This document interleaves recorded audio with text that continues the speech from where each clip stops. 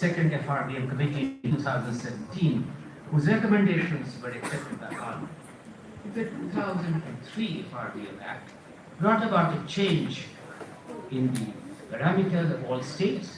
Each state government enacted their own FRBM Act. There were some laggard states, like West Bengal and Sikkim, who were hesitant in the beginning, later on went on to enact similar FRBM Acts. Focusing, therefore, what is important, and the finance minister has said so day before yesterday, that the next theme for big reforms will be the debt anchor.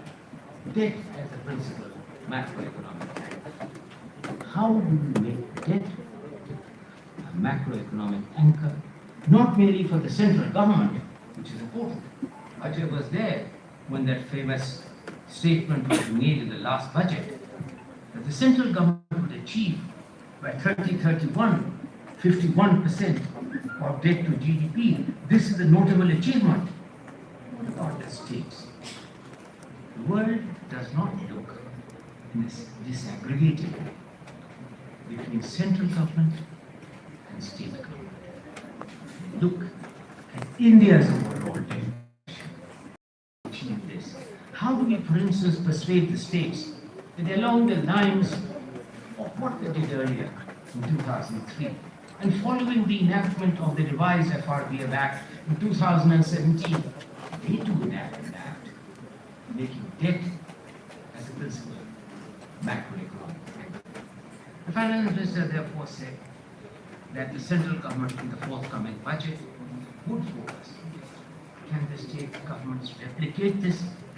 What mechanisms exist, if any, within the bounds of federal autonomy, which would be appropriate to align the macroeconomic policies of the states with the macroeconomic policies of the central government?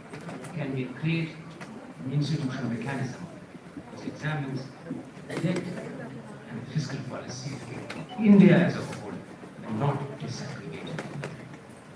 Second is no-brainer, I've said earlier, completing the reforms of the factors of production to make India a genuinely competitive investment destination. Those of us who are engaged in the task of trying to harness investments in India have often heard this tongue-in-cheek remark. Here, India is a costly place to do business. How do we improve the competitiveness of India as an investment destination? The answer lies, of course, in completing the reforms of these factors of production. And each one of them deserves close attention. Cost of labor, cost of capital, cost of all the attending regulatory uncertainties. Third, which is connected to the first, we know the growth outcomes are not only a product of investment savings ratios, as often argued. This is now somewhat debatable, since household savings are increasingly spread across multiple assets. And connected with this is something on which focus much more. How do we improve India's incremental capital output ratio? What's I-Core? I-Core in India for far too long has been